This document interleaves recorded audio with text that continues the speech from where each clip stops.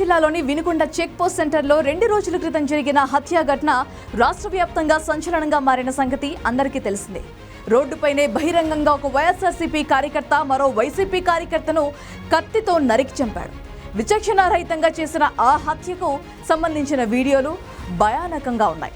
Fake Jilani అనే వ్యక్తి రషీద్ అనే మరో యువకుడిపై కత్తితో దాడి చేసి హత్య చేశాడు. ఈ ఘటనలో రషీద్ ఒక చెయ్యి తెగిపోయింది. మృతి చెందిన వ్యక్తి రషీద్ మద్యం షాపులో క్యాషియర్గా పనిచేస్తున్నాడు. అయితే ఈ హత్య ఘటనతో వైఎస్ జగన్ కు కావాల్సినంత రాజకీయ లబ్ధి పొందారు. జగన్ వినుకొండలో రషీద్ ఇంటికి వెళ్లి తీవ్ర విషాదంలో ఉన్న రషీద్ కుటుంబ సభ్యులను పరామర్శించారు. హత్య ఘటన జరిగిన తీరును వారిని అడిగి తెలుసుకున్నారు. రషీద్ కుటుంబానికి ప్రగాఢ సానుభూతి తెలిపారు. అంతకు మించి జగన్మోహన్ రెడ్డి వారికి చేసిందేమీ లేదు.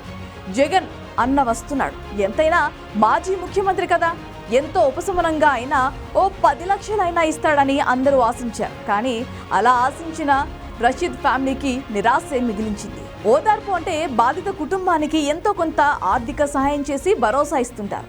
జగన్ గతంలో అదే చేశారు. కానీ తన పార్టీ కార్యకర్త అని గగ్గోలు పెట్టిన జగన్ చివరికి 5 పైసలు కూడా సాయం చేయలేదు. అండగా ఉంటానని చెప్పి కావాల్సినంత రాజకీయం చేసుకుని తిరుగు ప్రయాణం అయ్యారు. ఆ కుటుంబ బాధను రాజకీయంగా వాడుకున్నారు తప్పితే ఒక్క రూపాయి కూడా ఇవ్వలేదు. ఇదే విషయాన్ని బయట మీడియా ప్రతినిధి అడిగితే, నువ్వు ఎంత ఆంధ్రజ్యోతి రిపోర్టర్ అయితే మాత్రం నా ఫ్లోను మిస్ చేస్తావా అంటూ నవ్వులు పాలయ్యారు. తర్వాత అయినా చెప్పారా అంటే అదీ లేదు.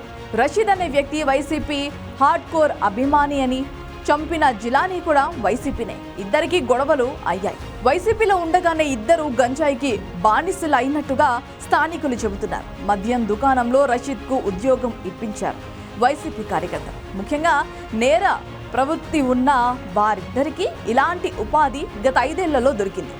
ఆ పేరుతో వాళ్ళను అసాంఘిక శక్తులుగా మార్చుకున్న సంగతి అందరికీ తెలిసిందే.